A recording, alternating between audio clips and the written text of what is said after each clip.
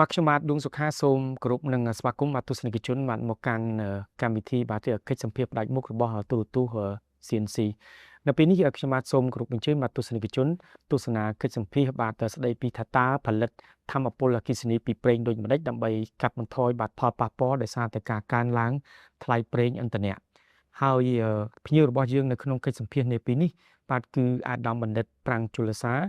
ជាប្រតិភូបាទរដ្ឋាភិបាលទទួលបន្ទុកជាអគ្គនាយកអគ្គិសនីកម្ពុជាបាទទស្សនិកជនជាទីមេត្រីយើងឃើញថារដ្ឋាភិបាលកម្ពុជាដែលមានអគ្គិសនីកម្ពុជាបាទជាសេនាធិការបានបដិញ្ញាចិត្តមិនដំឡើងថ្លៃអគ្គិសនីនោះទេបើទោះបីជាថ្លៃប្រេងនិងធ្យូងថ្មបាទនៅលើទីផ្សារអន្តរជាតិហក់ឡើងយ៉ាងណាក៏ដោយ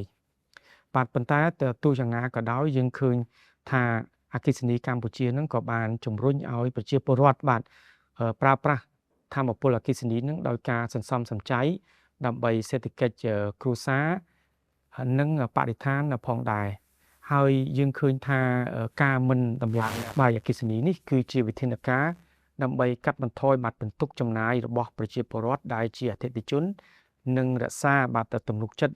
របស់អ្នកវិនិយោគបាទទោះបីជាស្ថិតនៅក្នុងវិបត្តិធម្មពលអគ្គិសនីក៏ដោយហើយយើងឃើញដែរយើងក៏ឃើញផងដែរថាក្រសួងរាយធម្មពលក៏បានប្រកាសថាកម្ពុជានឹងមិនខ្វះអគ្គិសនីប្រើប្រាស់នោះទេបាទបើទោះបីជាស្ថិតនៅក្នុងស្ថានភាពបាទវិបត្តិធម្មពលអគ្គិសនីក៏ដោយដើម្បីយល់កាន់តែច្បាស់ថាតើកម្ពុជាផលិតធម្មពលអគ្គិសនីនឹងពីប្រភពណាខ្លះហើយតើការផលិតធម្មពលអគ្គិសនីពីប្រេងដូចម្តេចដើម្បីកាត់បន្ថយបាទផលប៉ះពាល់ដោយសារតែការកើនឡើងតម្លៃប្រេងឥន្ធនៈបាទនៅលើទីផ្សារអន្តរជាតិនោះឥឡូវនេះខ្ញុំបាទសូមគោរពអញ្ជើញមកទស្សនិកជន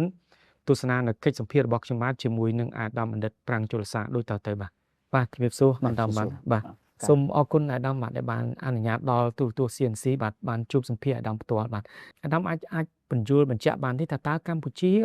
ផលិតធម្មពលអគ្គិសនីនឹងយកបានមានថាប្រើប្រាស់ប្រភពមកពីណាខ្លះបាទសប្តាហ៍ថ្ងៃនេះបាទបច្ចុប្បន្នអគ្គិសនីកម្ពុជាយើងមានប្រភពច្រើនបាទយើងមានប្រភពដើម្បីផលិតអគ្គិសនីមានជាប្រភពវិរិយអគ្គិសនីប្រភពកកើតឡើងវិញមានគេប្រភពវិរិយអគ្គិសនីដែលជាប្រភពកកើតឡើងវិញរួមនឹងសូឡាស្ថានីយ៍ផលិតអគ្គិសនីពីពន្លឺព្រះអាទិត្យក៏ដូចជាប្រភពធ្យូងថ្មហើយនឹងចុងក្រោយគឺយើងមានប្រភពបាយម៉ាស់តិចតួចហើយនឹងប្រភពប្រេងតែម្ដងបាទហើយការប្រើប្រាស់ប្រេងគឺជាការប្រើប្រាស់ក្នុងលក្ខណៈជាបំរុងដើម្បីបំពេញតម្រូវការប៉ុណ្ណោះមិនមែនជាលក្ខណៈមួយដែលជាលក្ខណៈមែនឬក៏លក្ខណៈដែលត្រូវតែប្រើទេបាទគឺយើងប្រើសម្រាប់តម្រូវការប៉ុណ្ណោះហើយក្នុងឆ្នាំ2025កន្លងមកនេះប្រចាំឆ្នាំតែម្ដងគឺយើងប្រើប្រាស់តិចជាង 1.5% តែប៉ុណ្ណោះប្រហែលជា 1.37% នៃការប្រើប្រាស់នៃការផលិតទាំងមូលចំពោះតកតងទៅនឹងប្រភពនេះដែរអាដាមឃើញថាកន្លងមកនេះខាងអគ្គិសនីកម្ពុជាក៏បានប្រកាសថាការផលិតធម្មពលអគ្គិសនីពីប្រេងនឹងធ្វើម៉េចដើម្បីឲ្យមានការកាត់បន្ថយផលប៉ះពាល់ដោយសារតែការកើនឡើងតម្លៃប្រេងឥន្ធនៈនៅលើទីផ្សារដោយសារតែរងផលប៉ះពាល់ពីសង្គ្រាមនៅមជ្ឈិមបូព៌ាអាដាមអាចបញ្យល់ត្រង់ចំណុចនេះថាតើផលិតធម្មពលអគ្គិសនីពីប្រេងដូចម្តេចដើម្បីកាត់បន្ថយផលប៉ះពាល់អាដាមបាទយើងដឹងហើយថាឥឡូវនេះសង្គ្រាមវាកើតឡើងនៅពេលដែលចំរដូវក្តៅបាទចាប់ពីដើមខែ3យើងមែនតើចុងថ្ងៃ28ខែ2ហើយមកដល់ឥឡូវនេះជារដូវប្រាំងតែក្តៅខ្លាំងមែនតើដូច្នេះការណាក្តៅខ្លាំងបរិមាណអគ្គិសនីក៏ប្រើច្រើនហើយដូច្នេះបានស្ដីថាយើងមានប្រភពដូចបានជំរាបជូនមិញអញ្ចឹងបាទយើងមានប្រភពជុំថ្មប្រភពដើរបានពេញអស់ហើយប្រភពវិរិយអគ្គិសនីរបស់យើងក៏យើងត្រូវការសន្សំទឹកព្រោះកាលណាយើងដើរព្រោះយើងដឹងហើយថាអត់មានភ្លៀងទេកាលណាយើងដើរអស់គឺអត់មានភ្លើងមកដើរទេដូច្នេះហើយបានជាយើងដើរប្រេងបន្ថែមរួមជាមួយនឹងពលិព្រះអាទិត្យបើយើងដើរប្រេងបន្ថែមពេលយើងដើរប្រេងគឺកាលណាប្រេងឡើងថ្លៃគឺថ្លៃដើមឡើងខ្ពស់វាកើនឡើងបាទរហូតដល់ជា25សេនដែលកាលពីមុនវាក្រោម15សេនដូច្នេះវាខានវាឃើញថាថ្លៃវាខ្ពស់ជាងថ្លៃដែលយើងលក់ថែមទៀតដូច្នេះហើយបានជាមានការផ្សព្វផ្សាយឲ្យជួយសន្សំសំចៃធម្មពលបើមិនចាំបាច់កុំប្រើបាទអាដាមអាចបញ្ជាក់បន្តិចតកតងនឹងប្រេងដែលខាងអគ្គិសនីកម្ពុជាយកទៅផលិតជាធម្មពលអគ្គិសនីប្រេងជាប្រភេទប្រេងខ្មៅដែលមានអាចថា មានប្រភពមកពីខាងណាខ្លះដែរដល់បាទ ប្រេងសម្រាប់ផលិតអគ្គិសនីជាទូទៅគឺយើងប្រើប្រេងខាប់ប្រេងខ្មៅដែលមានតម្លៃទាបជាងប្រេងឌីសែលបើយើងដែលយើងចាក់គ្រឿងយន្តរបស់យើងចាក់ឡានចាក់ហ្នឹងបាទគឺមានតម្លៃទាបជាងហើយប្រេងនេះគឺយើងយកពីជាទូទៅគឺយើងយកពីប្រទេសសិង្ហបុរីហើយតិចតួចយើងយកពីប្រទេសម៉ាឡេស៊ីពេលដល់មកការតែពីប្រទេសហ្នឹងទេជាដោយសារសិង្ហបុរីជាទីផ្សារអន្តរជាតិចំពោះតម្លៃវិញយ៉ាងណាដែរដល់តម្លៃដែលយើងបានទិញយកមកផលិតហ្នឹងបាទតម្លៃប្រេងខ្មៅតម្លៃកាលពីមុនដែលមានសង្គ្រាមកាត់ឡើងនិយាយចំនៅខែ2តម្លៃវាប្រហែលនឹង$600ក្នុងមួយតោនរួមនឹងការដឹកជញ្ជូនបាទប្រហែល$600ប៉ុន្តែឥឡូវនេះវាឡើងរហូតដល់ក្បែរ$1000ដូច្នេះយើងបើសិនជាយើងខាតយើងបើស្អីថាយើងបន្ថែមថ្លៃក្នុងមួយតោនប្រហែលជា$400អាដាមបានលើកឡើងតាក់ទងនឹងការចំណាយរបស់រដ្ឋដើម្បីមានន័យថាជួយសម្រាលបន្ទុកផងប្រជាពលរដ្ឋទោះបីជាតម្លៃប្រេងនៅលើទីផ្សារអន្តរជាតិកើនឡើងដោយសារតែរឿងវិបត្តិសង្គ្រាមនៅមជ្ឈិមបូព៌ាឃើញថាតាក់ទងការចំណាយនឹងរដ្ឋាភិបាលបានចំណាយប្រហែលជាប្រមាណដែរដើម្បីជួយមកដល់ប្រជាពលរដ្ឋតាក់ទងរឿងថ្លៃអគ្គិសនីនេះពីព្រោះឃើញថាថ្លៃអគ្គិសនីគឺมันមានការឡើងទេអាដាមបាទចាប់ពីខែ2ខែ3ខែ4ខែ5នេះបាទការចំណាយបន្ថែមគឺថាដូចខ្ញុំលើកមិនអញ្ចឹងបើស្ដីថាយើងចំណាយបន្ថែមប្រហែលជា$400ក្នុងមួយតោនដូច្នេះក្នុងខែ2ខែ3ខែ4នេះយើងបានចំណាយទិញបន្ថែមប្រេងហ្នឹងប្រហែលជា750,000តោនបាទបន្ថែមដើម្បីផលិតអគ្គិសនីហ្នឹងគឺដូច្នេះយើងឃើញថាយើងចំណាយបន្ថែមប្រហែលជា$20រួចទៅហើយបាទស្អីដែលបើយើងប្រៀបធៀបនឹងមិនទាន់មានវិបត្តិហើយក៏ដូចគ្នានឹងដែរជូងថ្មនៅក្នុងរដូវប្រាំងយើងប្រើប្រហែលក្នុងមួយខែផាក់ផែន$50,000តោនហើយជូងថ្មក៏ឡើងដូចគ្នាព្រោះកាលណាប្រេងឡើងថ្លៃណាមធ្យោបាយដែលធ្វើការជីកកាយជូងថ្មដឹកជញ្ជូនក៏ឡើងថ្លៃដោយសារប្រើប្រេងហើយនឹងការឡើងថ្លៃហ្នឹងបានស្គាល់ថាវាឡើងថ្លៃប្រហែលជាខ្ទង់ប្រហែលជិត20%វាផាក់ផែន$15ក្នុងមួយតោនដូច្នេះយើងប្រើ2ខែហ្នឹងប្រហែលជាផាក់ផែន$1លានតោនដូច្នេះយើងខាតប្រហែលជាបើស្អីថាយើងចេញបន្ថែមប្រហែលជា$15លានដូច្នេះសរុបសម្រាប់2ខែនេះគឺអគ្គិសនីកម្ពុជាបានបន្ថែមចំណាយបន្ថែមប្រហែល$35លានហើយសង្ឃឹមថាខែ5ខែ6យើងមានភ្លៀងធ្លាក់មកការប្រើប្រាស់ប្រេងនៅជូងថ្មអាចកាត់បន្ថយដូច្នេះយើង estimate យើងប៉ាន់ស្មានផាក់ផែន$20លានសម្រាប់2ខែនេះបាទសម្រាប់ខែ5ខែ6ខែ5ខែ6ហើយខែ7យើងនៅប្រើជូងថ្មខ្លះប្រេងយើងកាត់បន្ថយដល់កម្រិតអបបរមាឬក៏មិនប្រើនៅខែ7ខែ8ខែ9ហ្នឹងបាទយើងប៉ុន្តែជូងថ្មយើងនៅប្រើហើយយើងអាចថានឹងកាត់បន្ថយការចំណាយបន្ថែមជាអបបរមាហើយការចំណាយបន្ថែមបើយើងបូក2ខែជាង$50លានច្រើនទោះបីជាមិនធ្វើឲ្យខាតដល់អគ្គិសនីកម្ពុជាទាំងមូលក៏ការចំណាយបន្ថែមនេះគឺយើងបានចំណាយទៅលើថ្លៃប្រេងថ្លៃឥន្ធនៈបើយើងយកចំណាយហ្នឹងយកមកធ្វើការអភិវឌ្ឍគឺយើងបានច្រើនបើយើងសង់ខ្សែបញ្ជូនឬក៏សង់អនុស្ថានីយ៍ខ្សែចែកចាយអគ្គិសនីគឺយើងសង់បានរាប់ពាន់គីឡូម៉ែត្រណាសម្រាប់អាដាមចំពោះរោងចក្រផលិតថាមពលអគ្គិសនីពីប្រេងសប្តាហ៍នេះកម្ពុជាមានរោងចក្រផលិតថាមពលអគ្គិសនីពីប្រេងនឹងចំនួនប្រមាណដែរអាដាមហើយនៅតំបន់ណាខ្លះដែរបាទអាដាមបាទនៅរោងចក្រអគ្គិសនីពីប្រេងគឺយើងមានអគ្គិសនីកម្ពុជាមានជាង500មេហ្គាវ៉ាត់គឺយើងមានធំជាងគេនៅស្រុកលាអែមបាទអនុស្ថានីយ៍រោងចក្រទី7ដែលមានកម្លាំង400មេហ្គាវ៉ាត់ដែលយើងទិញហើយយើងនឹងសាងសង់អំឡុងឆ្នាំ2019-20នេះដែលម៉ាស៊ីនយើងយកពីប្រទេសអាល្លឺម៉ង់ហើយនិងប្រទេសហ្វាំងឡង់ដែលជាប្រទេសជឿនលឿនបាទ400មេហ្គាវ៉ាត់ហ្នឹងហើយនឹងម៉ាស៊ីនដែលយើងសល់ពីមុនមកជាង100មេហ្គាវ៉ាត់ដូច្នេះសរុបទៅវាប្រហែល500មេហ្គាវ៉ាត់បើយើងគិតទៅលើជាថវិកាទៅក្នុងអាចថាគិតជាថវិកាយើងអាចថាអគ្គិសនីកម្ពុជាប៉ាន់ប្រមាណជាថវិកាយើងគិតជាឆ្នាំឬក៏ជាខែដែរដល់ក្នុងការផលិតថាមពលអគ្គិសនីពីប្រេងណាបាទហើយអាចថាចំណាយ ប្រមាណទេអាដាមបានហើយហើយមួយទៀតតកតងនឹងផលិតផលវត្ថុធាតុដើមដែលយើងយកមកបាទ បាទការយើងគិតជាផែនការយើងគិតជាផែនការឆ្នាំសម្រាប់ឆ្នាំ2026នេះយើងក្រុមប្រហែលជាង20,000 តោនដែលគិតជាចំណាយប្រហែលជាង$100 លានសម្រាប់ថ្លៃប្រេងហើយបើយើងគិតជាភាគរយនៅក្នុងថ្លៃដើមរបស់យើងការផលិតរបស់យើងគឺប្រហែលនឹង4%ប្រភពដែលយើងយកមកដើម្បីផលិតធម្មពលអគ្គិសនីអាចជម្រាបបញ្យល់បញ្ជាក់បាននេះថាតើនៅក្នុងចំណោមប្រភពទាំងអស់នោះប្រភពមួយណាដែលថាអាចថាមានសារៈសំខាន់ឬក៏ជាជំរើសដែលប្រសើរជាងគេអាដាមបានមានភាសាមិញថាមានប្រភពច្រើនប្រេងក៏ជាប្រភពមួយដើម្បីក្នុងការផលិតធម្មពលអគ្គិសនីដែរបាទ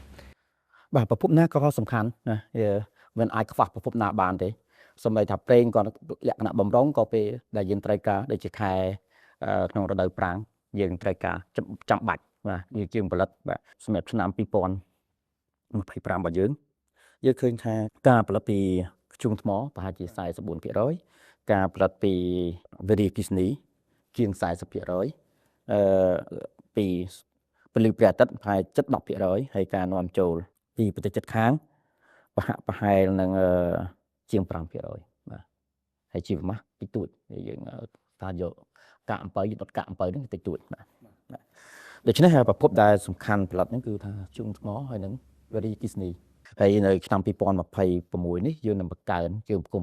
នៅស្ថានីយ៍ផលិតពលិព្រះអាទិត្យហ្នឹងវាអាចថាឡើងលើសពី10%បាទដូច្នេះយើងអាចកាត់បន្ថយការដើរដោយធ្យូងថ្មការដោយប្រេងបាទអាហ្នឹងបរិមាណផលិតណាដែលយើងនិយាយថាដែលយើងធ្លាប់និយាយថាជាង 65% នៃ renewable energy គឺជាកម្លាំងផលិតបាទកម្លាំងផលិតវិរីអគ្គិសនីអញ្ចឹងកម្លាំងថា400 មេហ្គាវ៉ាត់ប៉ុន្តែអត់បានផលិតគ្រប់ពេលទាំងអស់ទេណាជាពិសេសដូចជាស្ថានីយ៍ពលិព្រះអាទិត្យចេញ 1000 មេហ្គាវ៉ាត់មកនិយាយថាផលិតបាន 1000 មេហ្គាវ៉ាត់ប៉ុន្តែផលិតការ 1000 មេហ្គាវ៉ាត់ផលិតបានតែពេលដែលថ្ងៃពេញប៉ុណ្ណឹងទេហើយដូច្នេះក្នុងមួយថ្ងៃ24ម៉ោងដូច្នេះផលិតបានតិចតួចបាទបានតិចតួចប៉ុន្តែជាកម្លាំងផលិតធំប៉ុន្តែបរិមាណដែលផលិតតិចបាទដែលខ្ញុំនិយាយមិញគឺបរិមាណនៃផលិតបាទឃើញថាអគ្គិសនីកម្ពុជានឹងមិនដំឡើងថ្លៃអគ្គិសនីទេអាដាមទោះបីជាតម្លៃប្រេងឥន្ធនៈនៅលើទីផ្សារមានការកើនឡើងក៏ដោយ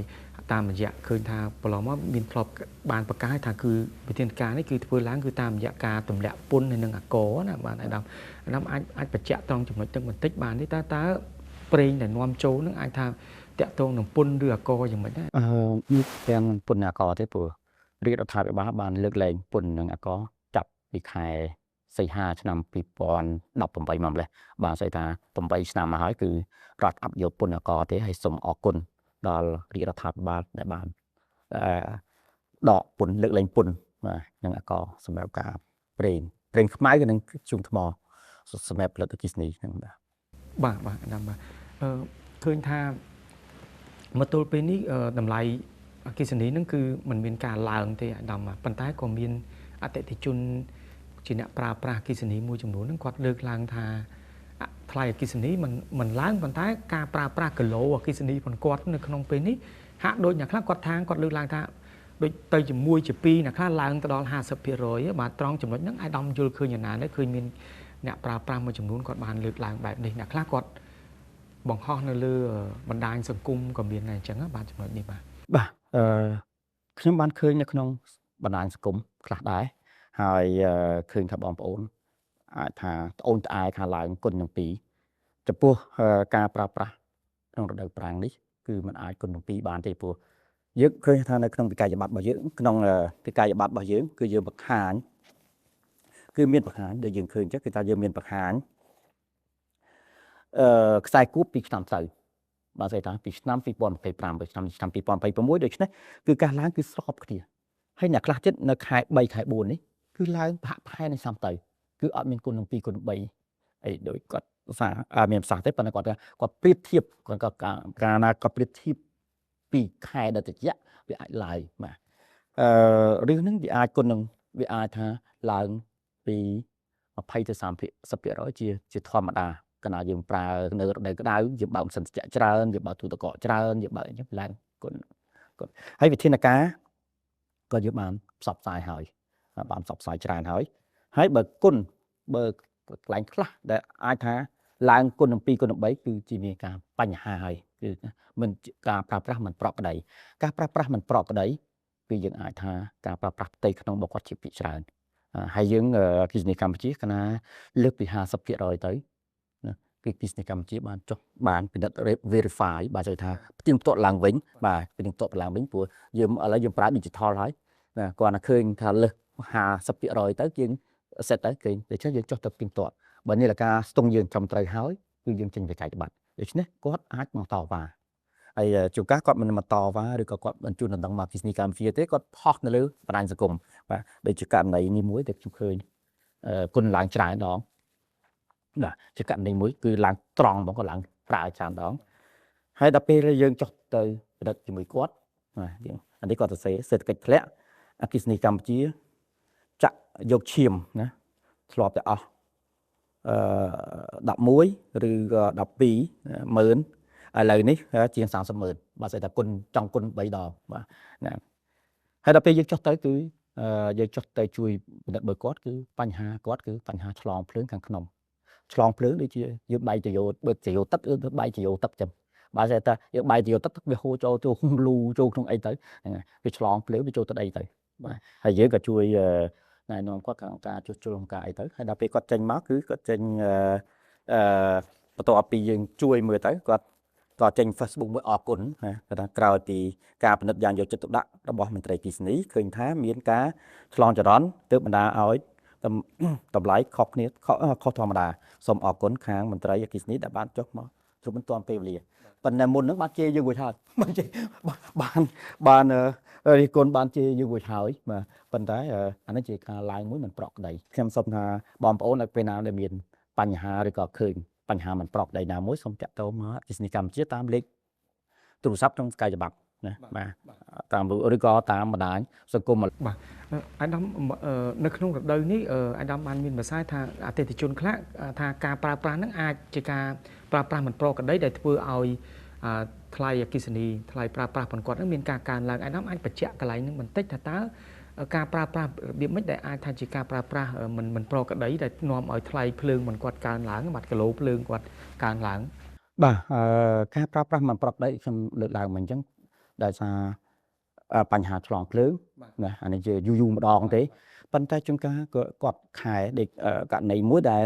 គាត់ទៅឆែកមើលទៅកូនគាត់វ៉ាកងចំខែ4ហ្នឹងក៏វ៉ាកងដូច្នេះគាត់អត់កូនគាត់នៅផ្ទះរហូតដូច្នេះបើដល់ពេលគាត់ឆែកមើលទៅកូនគាត់បើកទូរទស្សន៍បើកភ្លើងបើកម៉ាស៊ីនត្រជាក់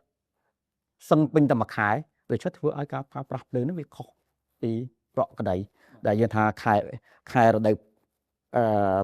ក្តៅហ្នឹងថាវាខុសពីខែមុនត្រឹមតែ20-30% វាហ្នឹងវាធម្មតាបាទប៉ុន្តែដល់ពេលរដូវដល់ពេលគាត់ប្រើលើសគុណនឹង2ដងអញ្ចឹងអាចថា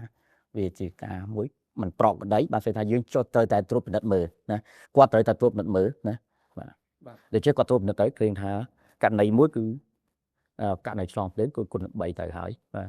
ហើយគាត់ទៅជួសជុលគាត់ទៅអីទៅថ្លៃកាត់បរិមាណហ្នឹងមកសមមកធម្មតាវិញបាទហើយករណីដែលគាត់ប្រើច្រើននឹងគាត់បន្ថយបាទចឹងទៅហើយយើងអាចមើលគួបសំខាន់គឺយើងមើលខ្សែគួបនៅលើភាគខាងឆ្វេងបាទខាងឆ្វេងនៃវិក័យប័ត្រហ្នឹងគឺខ្សែគួបបាទគឺយើងឃើញខ្សែគួបប្រចាំឆ្នាំប្រៀបធៀបនឹងតាមទៅបាទតើឡើងប៉ុន្មានវាឡើងស្របគ្នាអត់ណាលើកលែងតែថាឆ្នាំទៅក៏អត់ប្រើផ្ទះដូចបងប្អូនខ្លះគាត់ជាអនុជនឬក៏បងប្អូននៅខេត្តយូរគាត់ឡើងមកពេញម្ដងបាទហើយពេលឡើងមកពេញគាត់ប្រើទៅវាអាខែមុនអត់ប្រើអាខែនៅឡើងប្រើហ្នឹងវាគុណនឹងប្រមាណដងយើងមិនដឹងទេព្រោះថាវាអាចលើសពី2ទៅ3ដងផងបាទមានចឹងអាហ្នឹងគេហៅថាការប្រើប្រាស់มันប្រក្រតីបើទៅផ្ទះគាត់នៅនឹងជាប្រចាំហើយការប្រើប្រាស់លើសពី30-40% យើងអាចថាហ្នឹងគាត់អាចត្រួតពិនិត្យមើលតើមានការប្រើប្រាស់ឲ្យថ្លៃទិញកាប់ដាមកថ្មីឬក៏ទិញអីបាទដូចជាករណីប្រេងឡើងថ្លៃអញ្ចឹងបងប្អូនមួយចំនួនគាត់ទៅទិញចក្រានអគ្គិសនីយកមកប្រើបាទ ដូច្នេះហើយដែលធ្វើឲ្យបរិមាណអគ្គិសនីហ្នឹងប្រើប្រាស់ច្រើនបាទប៉ុន្តែតែកាត់ថយនៅ LPG នៅ gas ដែលគាត់មិនប្រើបាទសូមអរគុណអាដាមដោយសារតែពេលវេលានៃកម្មវិធីមានកំណត់ដូច្នេះខ្ញុំសូមបញ្ចប់កិច្ចសម្ភាសអរគុណអាដាមដែលបានផ្ដល់កិច្ចសម្ភាសស្ដីពីតើការផលិតថាមពលអគ្គិសនីដូចម៉េចដើម្បីកាត់បន្ថយផលប៉ះពាល់ដោយសារការកើនឡើងតម្លៃប្រេងបាទណាបាទសូមអរគុណអាដាមបាទសូមអរគុណបាទ